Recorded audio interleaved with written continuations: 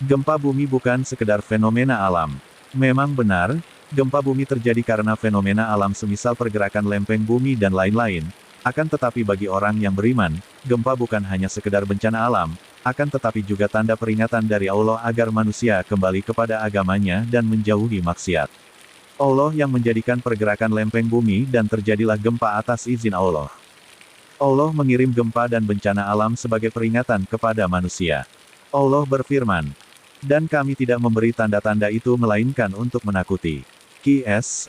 Al-Isra, 59. Syekh Abdurrahman As-Sadi menjelaskan bahwa agar dengan sebab ini manusia sadar dan jera dari bermaksiat terus-menerus, beliau berkata. Maksud ayat ini adalah memberikan rasa takut agar manusia jera, efek jera dan berhenti melakukan maksiat saat itu. Tafsir As-Sadi.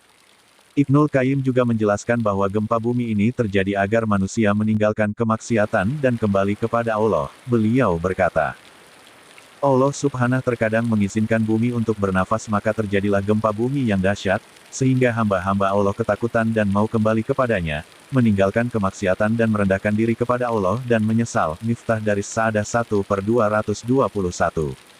Musibah karena akibat perbuatan kita sendiri. Perlu diketahui bahwa segala musibah dan kesusahan dunia adalah disebabkan dosa kita dan akibat perbuatan manusia sendiri. Allah Ta'ala berfirman, telah nampak kerusakan di darat dan di laut disebabkan karena perbuatan tangan manusia, supaya Allah merasakan kepada mereka sebahagian dari akibat perbuatan mereka, agar mereka kembali ke jalan yang benar. Ar-Rum, 41. Allah Ta'ala berfirman, dan apa saja musibah yang menimpa kamu maka adalah disebabkan oleh perbuatan tanganmu sendiri, dan Allah memaafkan sebagian besar dari kesalahan-kesalahanmu. Asy-Syura, 30. Allah Ta'ala berfirman, apa saja nikmat yang kamu peroleh adalah dari Allah, dan apa saja bencana yang menimpamu, maka dari kesalahan dirimu sendiri. An-Nisa, 79. Dan peringatan dari Nabi Muhammad SAW bahwa kerusakan dan musibah yang terjadi pada manusia karena banyaknya maksiat. Beliau bersabda, hai orang-orang muhajirin, 5 perkara, jika kamu ditimpa 5 perkara ini, aku mohon perlindungan kepada Allah agar kamu tidak mendapatkannya. Tidaklah muncul perbuatan keji, zina, merampok, minum khamar, judi, dan lainnya pada suatu masyarakat, sehingga mereka melakukannya dengan terang-terangan, kecuali akan tersebar penyakit-penyakit lainnya yang tidak ada pada orang-orang sebelum mereka.